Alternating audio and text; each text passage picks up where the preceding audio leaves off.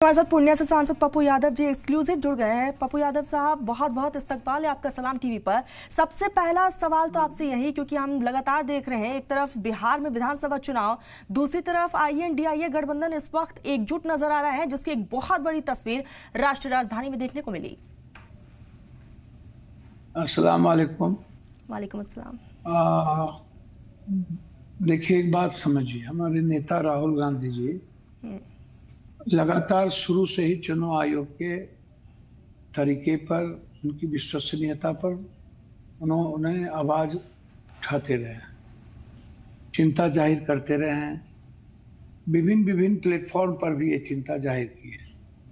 लेकिन बिल्कुल जब कोई आदमी अहंकार से ऊपर, अहंकार भर जाए और रावण से भी ऊपर, यजीद से भी ऊपर हो जाए, तो फिर लोकतंत्र व्यवस्थित नहीं रह पाती है। ऐसे रावणों के हाथ में, यजीद के हाथ में न तो कोई धर्म, न तो कोई मजहब, न तो कोई समाज, न तो कोई राष्ट्र, न तो कोई लोकतांत्रिक व्यवस्था सुरक्षित रहती है।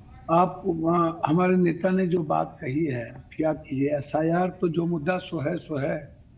सबसे बड़ा मुद्दा क्या है? सबसे बड़ा मुद्दा है कि आप पद पर जो हैं, आप वोट की चोरी करके हैं।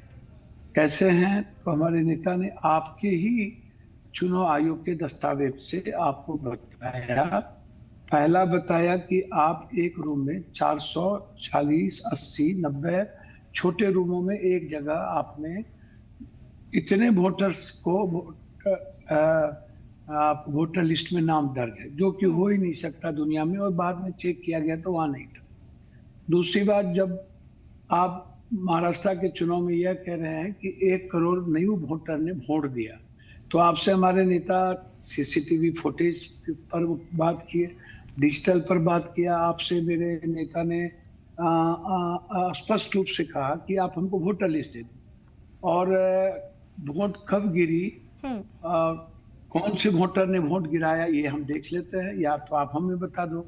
तो सीसीटीवी के फुटेज गायब हो गए, वोटर लिस्ट वो नहीं देंगे, डिजिटल पर चर्चा नहीं करेंगे, वोट गिर गई। दूसरी चीज, फॉर्म 6 जो न्यू वोटर्स के लिए है, वहां पर 76 साल, 78 साल की माँ, बूढ़ी, बूढ़ा, बुजुर्ग आदमी का नाम है। अच्छा, आप ये बताइए, यदि उसका नाम भी है, जो कि हो नहीं सकता, ये भी गलत है। यदि है भी तो वो 76 साल की बूढ़ी माँ गई कैसे वोट डालने? कौन डाल रहा है? लेकिन Pappu ji, election commission of India साफ तौर पर कह रहा है कि जो प्रेजेंटेशन राहुल गांधी की तरफ से दिखाया गया वो सब कुछ गलत है। देखिए, सुनिए ना, चोर मचाए शोर। इलेक्शन कमीशन के चोरी के कारण ही तो एक व्यक्ति देश में प्रधानमंत्री है। सब कुछ को मैं नकार दूं, मान लिया उन्हीं की बात, तो एसआईआर जो आज आप कर रहे हो, तो इसी गलत वोटर के आधार पर चुनाव हुए हैं लोकसभा। तो पहले आप लोकसभा बंद कर दीजिए, या लोकसभा हम लोग खत्म करें कि गलत वोटर पर यदि हम लोग आए हैं, तो उसके बाद आप पहले एसआईआर कराइए और फिर आप चुनाव कराइए। तीसरी चीज, 6 महीना पहले आपने वोटर लिस्ट बनाया, 6 महीने के बाद आपको कौन सा देवता ने कह दिया, कौन सा भगवान ने कह दिया कि आपको 20 लाख लोग 1 महीने में, कौन सा टर्की का सैटेलाइट आ गया आपके पास कि 1 महीने में आपको, 16 साल से आपकी सरकार है, आपको पता नहीं चला। 1 महीने में आपको पता चल गया कि 20 लाख लोग मर गए, 37 लाख लोग गायब हैं, मिसिंग हैं, और 8 लाख लोगों के पास 2 वोटर। भाई, आपके डिप्टी सीएम को आपने ही बनवा दिया, आपको कहा भी कि ये चुनाव आयोग का दोष है, तो चुनाव आयोग पहले रिजाइन करे। चुनाव आयोग ने सही काम नहीं किया है, तो सबसे पहले तो चुनाव आयोग रिजाइन करे इस गलती के लिए, क्योंकि उन्हीं के अंडर में ये चीजें हुई हैं। तीसरी जो चौथी चीजें हैं, आप जो दस्तावेज मांग रहे हो, जो दस्तावेज आपने गया नहीं, कहीं गए नहीं। 73% बाढ़ से लोग प्रभावित है। अब बीएलओ कहीं गया नहीं, किस कुछ गया, कोई बीजेपी आरएसएस के लोग गए, वोट नाम आपने पहले ही तय किया हुआ है कि कितने को छांटना है, क्योंकि आप तो सीधा आज कह दिए कि हम तो इंटाइटल ही नहीं है, हम लॉ हमें इजाजत नहीं देता है कि हमने किसको नाम हटाया, हम आपको नहीं बताएंगे, क्योंकि मैं इसके लिए बाध्यता मेरी नहीं है कानूनी। तो नैतिकता गई कानून में, मूल्य गए, सब कुछ गए, बाध्यता नहीं है। तो जनाब, मैं आपसे एक बात पूछना चाहता हूँ कि जब वोटर लॉ कहता है कि जब आप किसी के वोटर को काटोगे तो पहले उन्हें 7 दिन का नोटिस दोगे। नोटिस में आप पूछोगे कि क्यों नहीं नाम काट दिया जाए, या आप अपना सही जवाब दे। नहीं देंगे तो नाम काट दूंगा। ना तो आपने नोटिस दी, ना कोई बात किया, ना ही आपने उसके दस्तावेज लिए। पहले ही कह दिए कि नहीं ये नहीं, ये नहीं, ये नहीं, राशन कार्ड नहीं, आधार। अरे भाई, आधार कार्ड से सारा लिंक आप किए हुए हो। 5 किलो अनाज आधार कार्ड पर आप देते हो। तो भैया, मैं तो आपसे ये जानना चाहता हूँ, आधार कार्ड को ड्रीम प्रोजेक्ट बनाए, बाद में आप कह रहे हो कि नहीं आप हमको जन्म प्रमाण पत्र दो। अरे कौन सा गरीब और मिडिल क्लास के बाप दादी के पास जन्म प्रमाण पत्र है? 14% से 15% मात्र मैट्रिक किया हुआ है। तो 14% के बाद जो लोग हैं तो मैट्रिक का दस्तावेज कहाँ से देगा जो किया नहीं? तीसरी चीज आप कर रहे हो रिहायशी। तो बाढ़ में, पानी में गरीब लोग कहीं बाहर जाते हैं, 3.25 करोड़ के लगभग बाहर है, तो रिहायशी आपको कौन दिखाएगा? तो आप जिस तरीके से, जब आपने देख लिया कि चोरी पकड़ी गई महाराष्ट्र में और जगह लोग सचेत हो गए, तो आपने डकैती करने का मन ठान लिया और सीधा सीधी आपने लोकतंत्र पर, संविधान पर हमला कर दिया। और आप कह रहे हो कि मैं स्वयं सरकार कह रही है कि नहीं ये स्वायत्त संस्था है। अरे पागल आदमी, संविधान बनाता है लोकसभा, सर्वोच्च है लोकसभा। जब संविधान पर हमला होगा तो लोकसभा में नहीं, तो पप्पू साहब, आपको भी ये लग रहा है कि इलेक्शन कमीशन ऑफ इंडिया सरकार के इशारों पर काम कर रही है? अरे बाप रे बाप, ये तो सरकार को आप देख ही रहे, बैठाया ही किस तरह चोरी करके। इन्होंने चोरी की है, लोकतंत्र के आत्मा पर हमला किया है, जनता के नस्ल को खत्म किया है। आप इसको आप क्या कर रहे हैं? आप तो आप देखेंगे तो आपको समझ में आएगा कि इतना बड़ी बात आप कह रहे हैं कि ये आप उठा करके देखिए, क्या आप जनता की अधिकार का, मताधिकार का आप चोरी कर सकते हैं, उस पर हमला कर सकते हैं? ये तो दुनिया में कभी हुआ नहीं, पहली बार हुआ कि चोरी करके प्रधानमंत्री बैठे हुए हैं। अब तो पहले रिजाइन करना चाहिए प्रधानमंत्री जी को। तो इसीलिए हमारे नेता ने ठान लिया है, आर पार की लड़ाई होगी, कोई समझौता नहीं होगा। हम लोग निकलेंगे नेता के साथ, और जब तक सिंहासन, राहुल आ रहा है सिंहासन खाली करो के नारे के साथ, जब तक सिंहासन खाली नहीं होगी तब तक चैन से नहीं बैठे।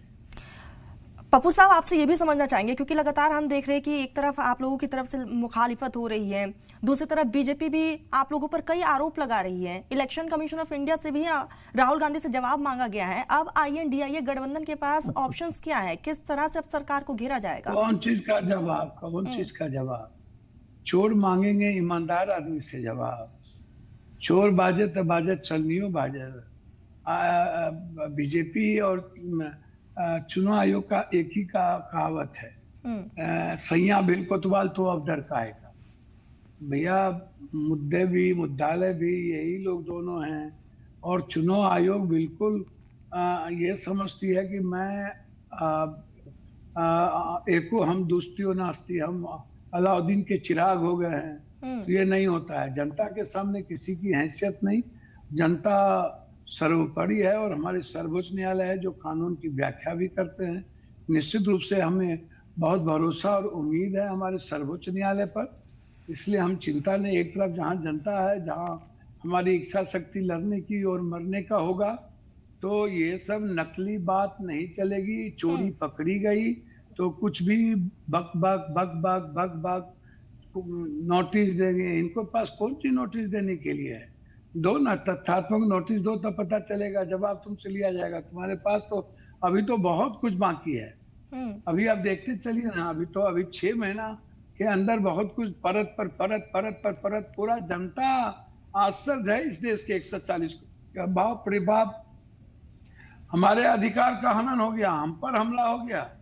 एक बार कोई नहीं बात कई बार कुर्बानी देनी पड़ेगी पप्पू साहब, क्योंकि हम लगातार देख रहे हैं कि इलेक्शन कमीशन ऑफ इंडिया बार बार ये तर्क दे रहा है कि डबल वोटर आईडी इस बीच पूरे बिहार भर में चल रहा है। कई ऐसे लिस्ट भी सामने आए जिसमें तेजस्वी यादव का भी नाम शामिल था। 2 एपिक नंबर है उनके पास। फिर तेजस्वी यादव प्रेस कॉन्फ्रेंस करते हैं और उसके बाद उन्होंने एक बड़ा खुलासा किया कि विजय कुमार सिन्हा के पास भी 2 एपिक नंबर है। आखिर उन पर कार्रवाई क्यों नहीं हो रही?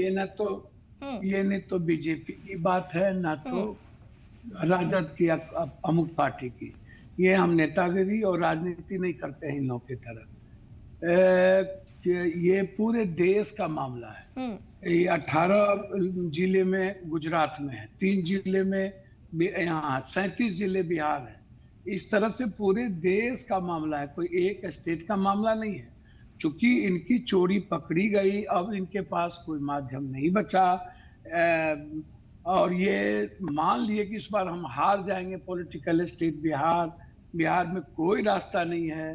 तब इन्होंने क्या किया, डकैती करने का मन बना लिया और सीधा 6 महीने पहले जो वोटर लिस्ट बनी उसको खारिज किया और अब 65 लाख को निकाल के न्यू वोटर लिस्ट बना देंगे। ना किसी को जवाब मिलेगा, ना किसी को जानकारी मिलेगी ही नहीं कि नाम किसका था। पहले ये चिट्ठी भेजते तब ना पता चलता कि मेरा नाम कटेगा, क्यों कटेगा, हमारी गलती क्या है, कागजात हमको सुधारने का मौका देंगे, हम मरे नहीं तो हमारा नाम गायब हो गया, जो जिंदा है उसका नाम वो मर गया। तो इस तरीके से लगातार चल रहा है, तो ये तो बड़ी बात है। यही तो तेजस्वी यादव ने भी कहा कि जब मेरे पास नोटिस आ सकता है तो फिर विजय कुमार सिन्हा क्यों बचे हुए हैं, उनके पास इलेक्शन कमीशन नोटिस क्यों नहीं भेज रहे हैं कि 2 एपिक नंबर तो वो भी लेकर बैठे हैं। भैया पहले तो इलेक्शन कमीशन को खत्म करना चाहिए, इलेक्शन कमीशन को तुरंत बर्खास्त करना चाहिए। ये चोर है, ये वहां डकैत है, ये रावण दानव है, ये चोरी करके सत्ता को हथिया रही है, किसी पार्टी विशेष का प्रवक्ता बनी हुई है। तो उनका कहना है विजय सिन्हा का कि हम लिख के दे दिए थे कि मेरा 2 नाम है। तो ये गलती विजय सिन्हा से ज्यादा, कई करोड़ गुना ज्यादा इलेक्शन कमीशन का है। तो इलेक्शन कमीशन को रिजाइन करने की जरूरत है। जब विजय सिन्हा कह रहे हैं, उसी की प्रवक्ता कह रहे हैं कि हमने लिख के दे दिया था, मेरा 2 नाम है, 2 जगह है। तो इसका मतलब है कि चोरी करवाने में सबसे बड़ी भूमिका इलेक्शन कमीशन की है। तो इलेक्शन कमीशन न दोषी है, तो इलेक्शन कमीशन, उनके मामले में भी इलेक्शन कमीशन दोषी है। फैक्ट्स में 2 नाम है, तो आप पहले से क्या कर रहे थे? इसमें तेजस्वी जी का कहाँ पर दोष है? ना तो विजय सिन्हा कह रहे मैंने दे दिया, तेजस्वी जी का 2 नाम है, तो आप कर क्या रहे थे? 16 सालों से आप कुंभकर्ण की नींद में थे। तो इसीलिए चुनाव आयोग को बर्खास्त करिए, कोई दूसरा रास्ता नहीं। पप्पू जी, आप अपने इसी अंदाज के लिए जाने जाते हैं कि बिल्कुल बेबाक होकर आप अपने बातों को रखते हैं। अब आपसे ये समझना चाहेंगे, क्योंकि लगातार हम देख रहे हैं कि पूरे बिहार भर में एसआईआर का मुद्दा गर्माता जा रहा है। दूसरी तरफ विपक्ष जो है कई आरोप लगा रहा है कि इलेक्शन कमीशन ऑफ इंडिया और बीजेपी की अपनी एक साठगांठ है। आपको क्या लगता है, बहुत तफसील से बताइएगा कि बिहार की राजनीति में इसका कितना बड़ा असर देखने को मिल सकता है? देखिए, मैंने पहले ही कहा कि बीजेपी चोरी ना करे तो चुनाव जीत ही नहीं सकते हैं। पहले इन्होंने एक बार पुलवामा पे जीत लिया, हिंदू मुसलमान पे जीता। पहले इन्होंने जुमलेबाजी पे जीत लिया पहली बार, जो अमित शाह जी ने खुद कहा हम जुमला था। दूसरे बार जब इनको जीतने के रास्ते नहीं थे तो इन्होंने पुलवामा पर जीतने का सेंटीमेंट लिया। तीसरे बार जब सिंदूर में चोरी और सिंदूर में इसकी 56 इंच की सीना पकड़ी गई, जब देख लिया कि दुनिया में ये 5 इंच की सीना भी नहीं है, 0/0 है, ये मुंह दिखाने के लायक भारत को कहीं का नहीं छोड़ा। सेना का अपमान किया इन्होंने, हमारे सेना के स्वाभिमान पर सवाल खड़ा कर दिया। हमारे दुश्मन जो चीन है, हम उसके साथ गिरा रहे हैं। ट्रंप हमको औकात बता रहा है। तो जब देख लिए कि एक पीएम की कोई पॉलिसी नहीं है, तो इनको लगा कि हमको अब बिहार जीतना जरूरी है, क्योंकि वो पॉलिटिकल स्टेट है। बिहार के बाद आसाम है, आसाम के बाद बंगाल है, केरल है। तो इनकी कहीं पे निगाहें, कहीं पे निशाना। आसाम में भी इसको 1-8 करोड़ नाम छांटना था, बंगाल में भी 1.5-2-3 करोड़ नाम छांटना था। तो इन्होंने माध्यम शुरू किया बिहार से। तो बिहार में इनकी डकैती पकड़ी गई। ये सीधा डकैती करने दिन में ही चल दिए थे, रात में इन्होंने सीन काटा नहीं। तो दिन में जब डकैती करने चल दिए, तो राहुल गांधी जी जैसा पहरेदार और महागठबंधन के जो नेता हैं, सभी लोग जो पहरेदार हैं, राहुल गांधी जी हैं, अखिलेश जी हैं, ममता दीदी है, या स्टालिन की पार्टी है, उद्धव भाई हैं, शरद पवार जी हैं, तो ये जो लोग हैं, सभी लोग, आपको आश्चर्य होगा कि मैं आपको बहुत क्लियर बता दूं कि हर परिस्थितियों में अब इनकी डकैती पकड़ी गई और बहुत मजबूत डीजी साहब ने पकड़ लिया है। मरने का उन्हें डर नहीं है, लड़ने की तैयारी में है। जब तक इसके डकैती करवाने वाले नरेंद्र भाई मोदी जी, जब वही राहुल गांधी से डरते रहते हैं और नेहरू जी और इंदिरा जी के प्रेत से, भूत से डरते रहते हैं, तो राहुल गांधी और प्रियंका गांधी जी, तो आप समझ लीजिए कि निर्णायक स्थिति में ये दोनों काफी है इन दोनों से लड़ने के लिए, इस बात को समझिए। तो इसीलिए अब ये डकैती इनकी नहीं चलेगी और इनकी जो निगाहें थी आसाम और बंगाल, केरल पर, उसकी कोई असर नहीं पड़ने वाला। हम लोग एक हैं, इंडिया गठबंधन एक होकर के पूरे भारत में इस लड़ाई को छेड़ दिया है। जनता समझ चुकी है कि ये डकैत वाली पार्टी है, ये चोरी, हमारे वोट को चोरी करके सत्ता में आए हैं, इसीलिए जनता को काफी दुखी हुई है, आत्मा पर हमला हुआ है, इसलिए जनता भी अब लड़ने का मन बना चुकी है कि नहीं, तुमको खत्म करेंगे। पप्पू जी, इस बार के चुनाव से कितनी उम्मीदें हैं, क्योंकि लगातार हम देख रहे हैं कि पूर्णिया की तस्वीर और तकदीर बदली है आपकी क़यादत में, और साथ ही साथ पूर्णिया एयरपोर्ट की शुरुआत भी हुई है, कनेक्टिविटी और भी ज्यादा बेहतर हो गया है। इस बार कितनी उम्मीदें हैं और कितने सीटों पर चुनाव लड़ने का पूरा प्लान आपकी तरफ से तैयार किया गया है? हम लोग एक हैं और कांग्रेस पार्टी को करना है। कांग्रेस हम लोग, हमारे प्रभारी तैयार कर रहे हैं, हमारे अध्यक्ष राजेश राम जी, प्रभारी अलावरू जी, हम लोग लगे हैं कि हम लोग बेहतर करें, गठबंधन बेहतर करें, इंडिया गठबंधन जीते। राहुल गांधी जी के विजन पर जो आरक्षण है, यूपीएससी, बीपीएससी, एसएससी है, एसआईआर है, जाति जनगणना है, 43% आरक्षण है, पलायन है, जिसकी जितनी जनसंख्या उतनी भागीदारी की बात है, चाहे ईबीसी हो, एसटी हो, एससी हो, ओबीसी हो, तो राहुल गांधी जी बिल्कुल जिस तरीके से लड़ रहे हैं, तो उसमें आज जो अम्बेडकरवादी सोच के लोग हैं, जो बुद्धवादी हैं, जो समाज में कमजोर तबके जिसको अधिकार नहीं मिला, तो उनको एक उम्मीद जगी है राहुल गांधी जी के इस आवाज से, तो कोई तो है मेरी बात सच बोलने वाला, मरने वाला, मेरे पीछे खड़े होने वाला। इसीलिए लोगों को लगता है कि हमें राहुल जी के विजन के साथ खड़ा होना चाहिए और राहुल जी जिस गठबंधन का नेतृत्व करेंगे वो गठबंधन जीतेगा। पप्पू जी, अभी भी ऐसा लोगों को लगता है कि बिहार काफी पिछड़ा है, लेकिन जब हम पूर्णिया की तस्वीर देखते हैं तो लगता है कि पूर्णिया में एक बहुत बड़ा बदलाव हुआ है। आने वाले समय में एयरपोर्ट की शुरुआत होगी, एक बेहतर कनेक्टिविटी जो है वो देखने को मिलेगी, और कितना काम पूर्णिया में, क्या लगता है आने वाले कुछ सालों में पूर्णिया की तस्वीर और तकदीर कितनी बदल सकती है?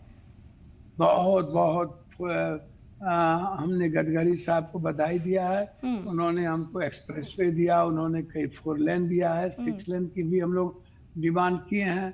उसके बाद रेलवे को लेकर के रेलवे मिनिस्टर वैष्णव जी को मैंने धन्यवाद दिया है।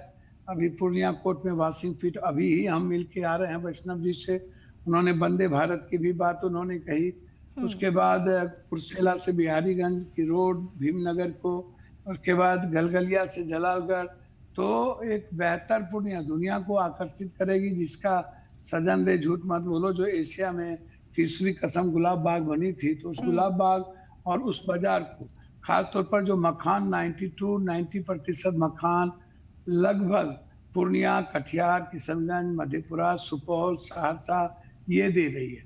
70% सेकरा में ये इलाका देती है और 30% मधुबनी, दरभंगा इस इलाके में मिलती है।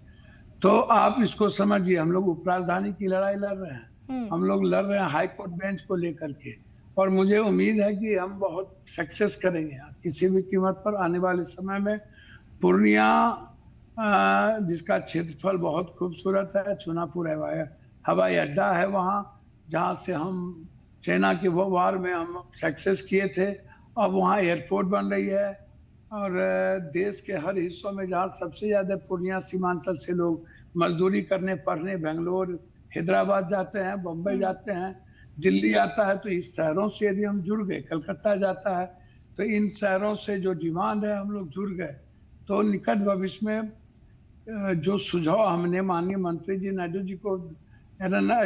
को दिया था, उन्होंने स्वीकार किया। और बहुत जीनियस है वो आदमी, वो लड़का जो मंत्री जी हैं, वो बहुत जीनियस है। और बहुत लोगों के साथ, गडकरी जी के बाद मैंने उस मंत्री को देखा काम करते हुए। तो मैं आपको इतना बता दूं कि पूर्णिया देश का निश्चित रूप से 1 to 3 के बीच में 2 साल के अंदर हम पूर्णिया को 1 to 3 करेंगे। मक्का मखान को हम बहुत आगे बढ़ाएंगे। हमारे पास चैलेंज है भ्रष्टाचार, और चैलेंज है हमारे पास बाढ़ और पलायन। ये 2-3 चीज चैलेंज है जिसको हम लोग करेंगे। आने वाले समय में आपको पूर्णिया पूरी दुनिया के मानचित्र में दिखेगा, ये मैं आपको वादा करता हूं। ठीक, पप्पू जी, जाते जाते एक सवाल, और ये आखिरी सवाल होगा आपसे कि आने वाले समय में, क्योंकि लगातार हम देख रहे हैं कि आईएनडीआईए गठबंधन में अभी सीएम फेस को लेकर चर्चा हो रही है, क्या हम पप्पू यादव को बिहार के सीएम के तौर पर देख सकते हैं? भैया, अपने मियाँ मिट्ठू तो हम बनेंगे नहीं, गठबंधन तय करता है। हम तो संघर्ष के प्रतीक रहे हैं, हम गरीबों को भगवान मानते हैं। हमारे लिए मैटर बिहार और बिहारी है। 12 करोड़ 90 लाख लोग हैं, उसके जीवन को आर्थिक आज़ादी, गरीबी को, पर पलायन को रोकना, ये लगातार लड़ाई। अभी हम बाढ़ से कल भी परसों वहीं थे। बाढ़ की स्थिति अच्छी नहीं है, लगातार गंगा का उफान बढ़ता जा रहा है, फिर कोसी का उफान बढ़ेगा, तो इसमें हम लोग प्रभावित हो जाते हैं।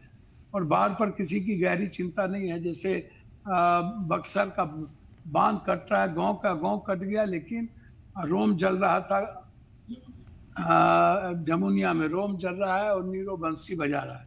तो स्थिति अच्छी नहीं है। हमारी गहरी चिंता अभी बाढ़ को लेकर के है, फोकस है।